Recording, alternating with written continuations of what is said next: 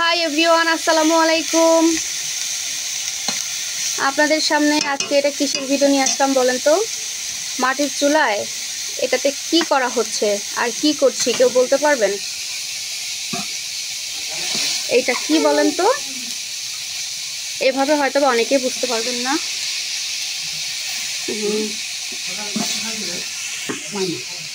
চুলাতে এখন যে অবস্থায় আছে প্রথমে দেখাইতে পারি নাই, তো এটা অনেকেই এইভাবে চিনতে পারবেন না, আবার অনেকেই চিনতে পারবেন যারা খেয়েছেন বা খেয়ে থাকেন।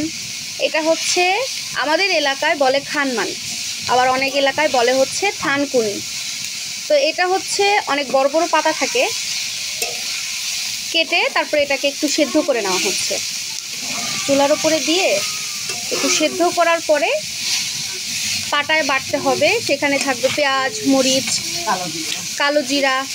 কালো জিরার সাথে মিক্সড করে বাটলে এত মজা লাগে, যারা খান তারা তো এটার টেস্ট জানেনি, আর যারা খান না ইনশাল্লাহ তারা একটু খেয়ে দেখবেন বাড়িতে পাটায় বেটে, ইনশাল্লাহ অনেক মজা লাগবে। তবে হ্যাঁ, যাদের একটু অ্যালার্জি আছে তারা কিন্তু এটা খেতে চাবেন না। এটা কিন্তু আবার যাদের অ্যালার্জি আছে তাদের একটু প্রবলেম হয়, অ্যালার্জি হয়ে যেতে পারে, চুলকানি হতে পারে, তো সেদিক থেকে আবার একটু সাবধান। আর এই যে হচ্ছে বাকি উপকরণ, এখানে আছে হচ্ছে আপনার কাঁচামরিচ। এখানে যা যা দেখতে পাচ্ছেন সবগুলো হচ্ছে চুলায় আগে হচ্ছে তেলের ওপরে দিয়ে একটু সিদ্ধ করে নেওয়া হয়েছে, তেলের ওপরে দিয়ে। এখানে আছে হচ্ছে আপনার কাঁচামরিচ, পেঁয়াজ, তারপরে রসুন, এই তিনটা জিনিস সুন্দর করে তেলের ওপরে ভেজে নিয়েছি।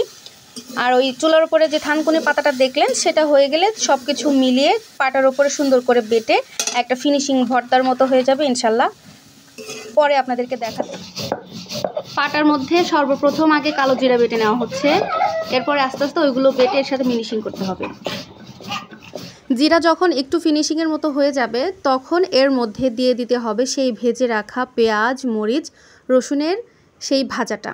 এখানে এটাকে জিরার সঙ্গে খুব কালো জিরার সাথে খুব সুন্দর করে পেস্ট করে বেটে নিতে হবে, যাতে একটা মসৃণ একটা ফিনিশিং ভাব আসে। তো এখানে সুন্দর করে বেটে নিচ্ছে। পেঁয়াজ, রসুন, মরিচ বাটা হয়ে যাওয়ার পরে এটার সাথে খানমান বাটা বা থানকুনি বাটা যেটাই বলে থাকেন সেইগুলা খুব সুন্দর করে বেটে নিতে হবে সব কিছুর সাথে মিশিয়ে। এর সাথে কিন্তু লবণও দিতে হবে, তারপরে কিন্তু সুন্দর একটা ভর্তা তৈরি হয়ে যাবে। এই দেখুন আমার কিন্তু রেডি হয়ে গেছে খানমান বাটা বলে এটাকে আমাদের এই এলাকাতে, অনেকের এলাকাতে এটাকে থানকুনি বাটাও বলে থাকে। তো যাই হোক, এখন সুন্দর খানমান বাটা দিয়ে একটা মন মতো প্লেট ভর্তি করে ভাত খাবো। আমার কাছে খুব ভালো লাগে, গরম ভাতের সাথে এটা খেতে খুবই ভালো লাগে। তো আজকের ভিডিও কেমন লাগলো অবশ্যই জানাবেন। আল্লাহ হাফেজ।